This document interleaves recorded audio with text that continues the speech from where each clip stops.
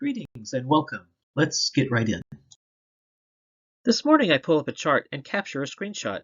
I'm led to unravel the data, and a message emerges as follows. For the Lord watches over the path of the godly, but the path of the wicked leads to destruction. You are battered from head to foot, covered with bruises, welts, and infected wounds, without any soothing ointments or bandages. Beautiful Jerusalem stands abandoned, like a watchman's shelter in a vineyard, like a lean-to in a cucumber field after the harvest, like a helpless city under siege. If the Lord of heaven's armies had not spared a few of us, we would have been wiped out like Sodom, destroyed like Gomorrah. You will break them with an iron rod and smash them like clay pots. So now they will be humbled, and all will be brought low. Do not forgive them.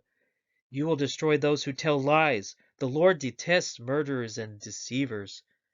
I will make it a wild place, where the vines are not pruned, and the ground is not hoed, a place overgrown with briars and thorns. I will command the clouds to drop no rain on it. I am sick at heart. How long, O Lord, until you restore me? Return, O Lord, and rescue me. Save me because of your unfailing love. They were calling out to each other, Holy, holy, holy is the Lord of heaven's armies. The whole earth is filled with his glory.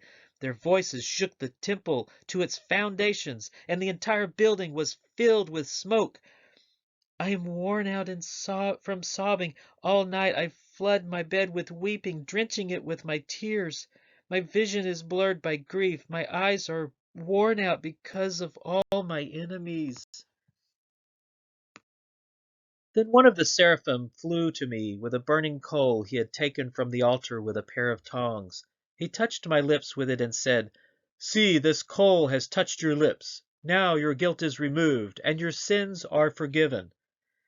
If I have betrayed a friend or plundered my enemy without cause, then let my enemies capture me. Let them trample me into the ground and drag my honor in the dust.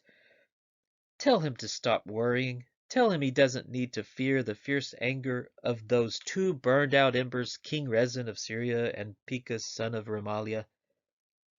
I will praise you, Lord, with all my heart. I will tell of all the marvelous things you have done.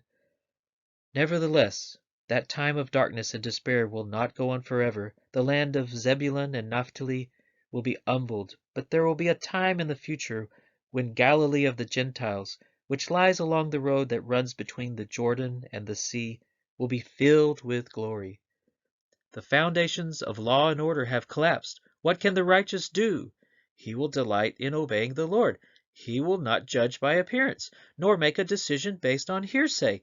The godly people in the land are my true heroes. I take pleasure in them. Help us, they cry. Defend us against our enemies. Protect us from their relentless attack. Do not betray us now that we have escaped. Save your people. Bless Israel, your special possession.